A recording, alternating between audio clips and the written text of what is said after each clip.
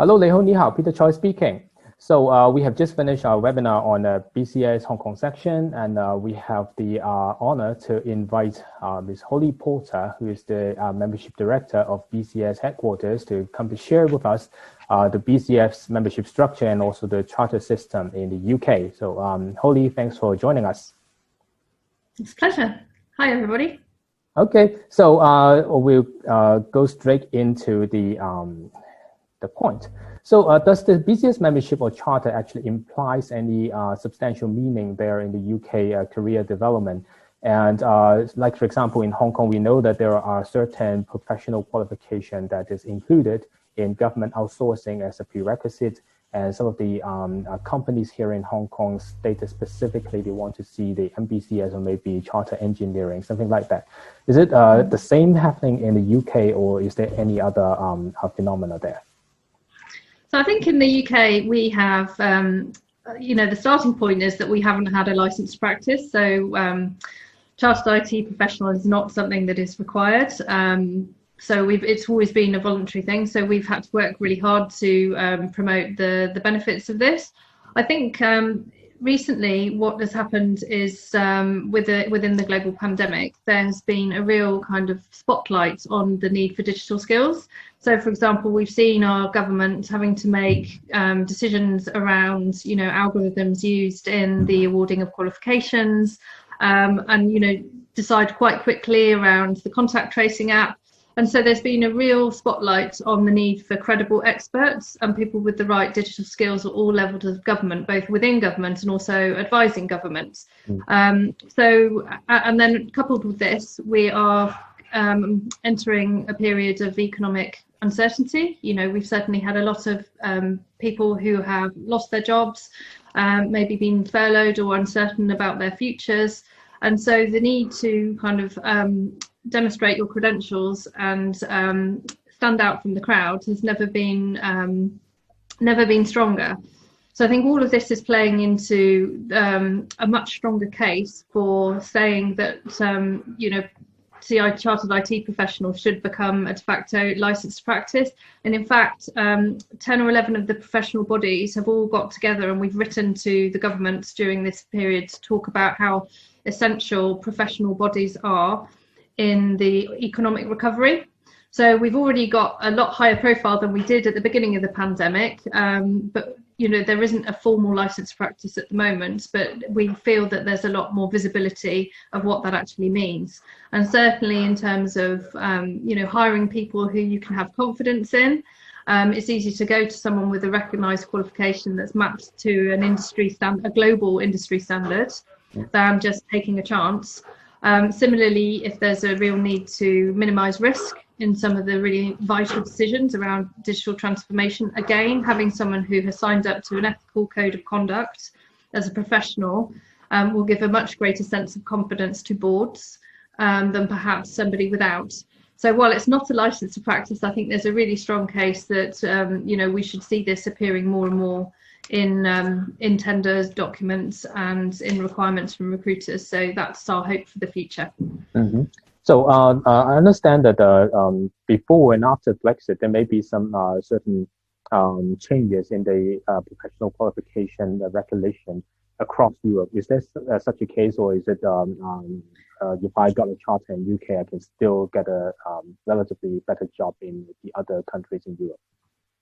Yeah, I mean, I think it's still, because it's mapped against the global framework, in the age of Brexit, that will count for something because it's a recognisable framework that people can reference, and it has a charter status, and there will be kind of collaborations between different bodies, professional bodies in the different countries, so none of that will go away. So I think there will be obviously the mobility of labour is something that we're really keen to preserve during, in the post-Brexit age, and the UK is recognised as a really strong digital economy. So we hope that it will still continue to be a destination for people who want to come and work, and also a source of talent for other nations. So we don't quite know what's going to happen, but we think that because we have the global frameworks and the partnerships that we've had before, that will continue. Mm-hmm. So we have mentioned a lot of certifications in the webinar just now. We have mentioned SFIA, SFIAplus, and also role models. So what are the difference between all these models, and how is it different from a charter that I'm applying for CITP? Which one should I go for? Yeah, so I think it can be quite confusing because we have lots of different acronyms and terminology, but effectively SFIA is the framework. So this is the one that has the 7 different levels and talks about the skills. BCS has created SFIAplus, so that is just a lot more detail under each skill level. So that enables you to look at, for example, if you're a business analyst, what are the skills that I need and what are some of the qualifications that I could do to fill in some of my skill gaps if I'm operating at level 5 and I want to get to level 6. So the SFIAplus is effectively a lot more detail on the framework of SFIA. And then role model is our product name. So that is just the product that we have created off the SFIAplus framework to work with companies so that they can build job roles. So it's a tool that is used to build job roles, look at skills gaps, and then create corporate development plans for their tech teams. But CITP is professional registration, so that's completely different from the framework. It does map to the framework. So Chartered IT Professional is at level 5, SFIA level 5. So that's the link between the framework and the chartered registration. And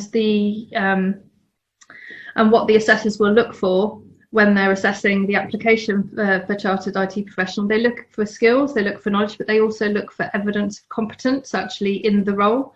So it will be a blend of everything that you see in the framework, but you will have an opportunity to evidence that to the assessors as part of that process. And there is a revalidation of Chartered IT Professional every 5 years, just to make sure that everything's up to date. And anybody who takes Chartered IT Professional, it'll be a commitment also to maintaining your professional development. So there are different ways of logging that and evidencing that, and that will all go towards the revalidation after 5 years. Okay, so the last question is about the younger generation of the members. So we have mentioned young professional group just now. I remember 10 years ago, I was the chairman of the young professional group back here in Hong Kong, and I actually came to the UK for a meeting or something like that. Not young anymore currently. So, but the thing is, a lot of younger member or IT practitioner here in Hong Kong are looking for some of the events like hackathon or maybe some startup related events. And right now, what we can do here, especially during this pandemic, is more like seminars and conferences or webinars, these kind of events. So, do we have any plans that we can have a wider variety of events in the UK as well, or maybe some collaborative international events that we can have apart from just webinars and seminars? Yes, I agree with you. It just gets a bit samey, doesn't it? If you're always just doing webinars, it's nice to have a different format. We've tried a couple of formats that worked quite well prior to the pandemic. So we did a big competition for universities called Cybercrime Cup. So that was run by one of our specialist groups and branches, and we had I can't remember, about 20 different universities involved, and the final had 12 different teams in it. So it started out by being sort of an online challenge, and then it came to a live event. So there was a live hackathon, a sort of based on capture the flag and then hacking into a bank. So that was really cool, and there was got some industry sponsorship as well. And so the students had some nice prizes, and it was a great platform for publicity. And I think, there are similar challenges around, but, these computer societies within the universities like to take on these type of challenges for their own development, and also to make links out in industry. So that was really successful. We have put plans on that on hold for that until we come out of the other side of the pandemic, but for sure it was a great format. And then we've also done a competition for apprentices. So there was a challenge that was set, and the apprentices had to kind of make videos and talk about their project. And then it was linked to a mentoring scheme. So this is something that one area of our organisation has already tried that was really successful, that I think we could do more of. But what we've recognised is that we didn't have, you mentioned YPG, we haven't had a very strong YPG presence in many of the areas for a while. So we've recognised that we need an early careers executive. So we've just set up an early careers executive to work at, you know, the higher governance level and to sort of coordinate a programme and identify gaps and things that are going to be of interest to a younger demographic, but also people who are coming into new into the industry, like a career changer.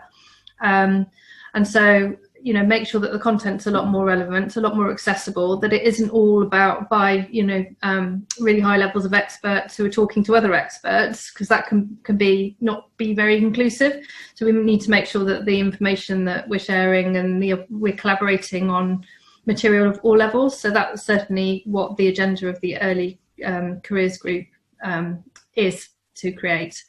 So you know, we're the same as you at the moment. We don't have much beyond the sort of seminars and webinars, but we're certainly thinking about when all of that will be possible. There was one specialist group that did a live red team hackathon actually as one of their events. So one of the BCS groups did that quite early on in lockdown. So I think it was the IRMA group. Might be worth a look. Okay. So thanks again, Holly, for joining us tonight, and very constructive and useful chat. And I'm sure a lot of Hong Kong members will be very grateful for all the information that has been shared tonight. So for all of you who wants to have the entire webinar, so follow the link in the description below. And this session has been brought to you by the British Computer Society Hong Kong section, and I'm Peter Choi, Chairman of BCS Hong Kong section. Thanks for watching. Thank you. Okay.